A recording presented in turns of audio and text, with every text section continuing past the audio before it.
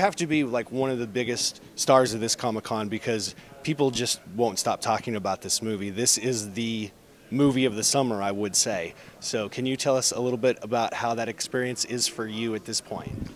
I'd say I'm one of the, not necessarily one of the biggest stars at Comic-Con, but I may be one of the tallest. But it's amazing, man. You know, this is a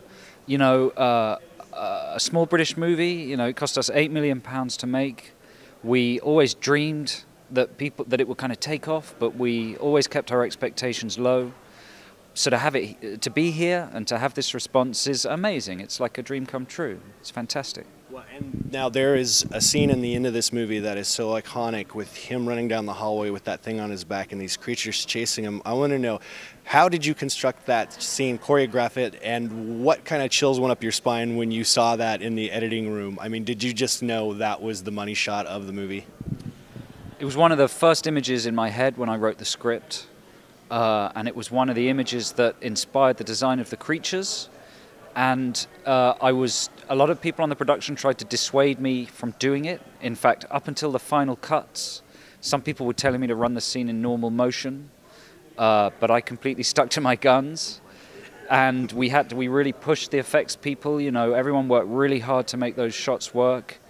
And I knew that if that shot worked, then the movie had probably worked. I knew that if that shot got the response that I always dreamt it would, then, you know, I could believe that everything leading up to that kind of worked. So the fact that people dig it and enjoy it and feel something is just really rewarding. You know, you spend years writing a film, years in pre-production, months making it, and you know, it's nerve-wracking when you first show it.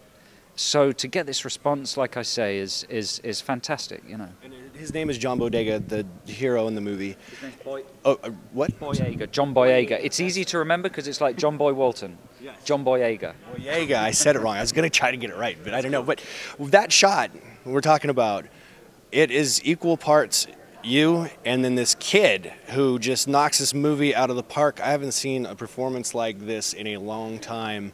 Can you talk about how you found him and where he was when you brought him into the movie, and is he aware what's going to happen to him after this movie at all?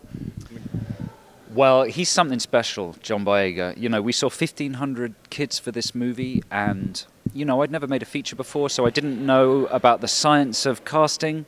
So I did it in a very obvious way. I just waited for the character to come in the room. I knew what he was like in my head. I waited for a kid that fitted with the image in my head to walk into the room. And when John came in, that was that. He was the kid I'd had in my head over the years writing it. Turns out he's an amazing actor. He's ambitious. He's serious. He's dedicated. He's funny. And he was 17 when we shot. He had never been on camera ever before, not on TV or in any films. He'd had 2 years of stage training.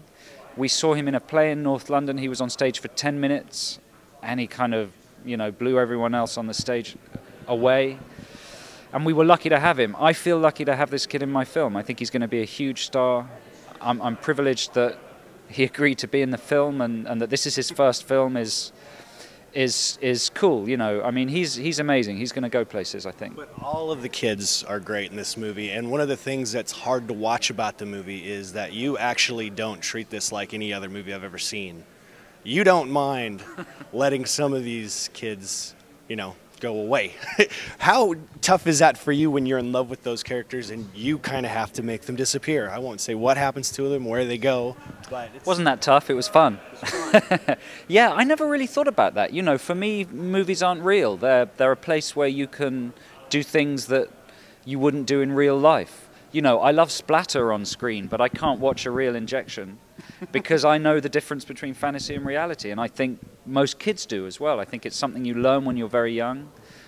And, you know, for me, it's not an issue. I like movies where you can't predict what's going to happen. I like old-style 80s movies, you know, when it's not a direct comparison, but in Raiders of the Lost Ark, I remember going into that movie, and I had no idea some guy's face was going to melt. I had no idea some guy's head was going to explode. Scanners was banned in the UK. I thought to see a guy's head exploding was illegal. So when I saw Raiders, and it happened in Raiders, it was one of the most exciting, thrilling things I'd ever seen. And these days, movies are a little more anodyne. You can kind of, I mean, in the UK, there's a box on the posters that tells you what, you know, stuff's going to happen in them. In the old days, you had no idea, and I wanted to get back to that feeling of genuine unpredictability. And just real quick, we're wrapping up. The dog. Poor little Pogo. That's all I Yeah. need to know.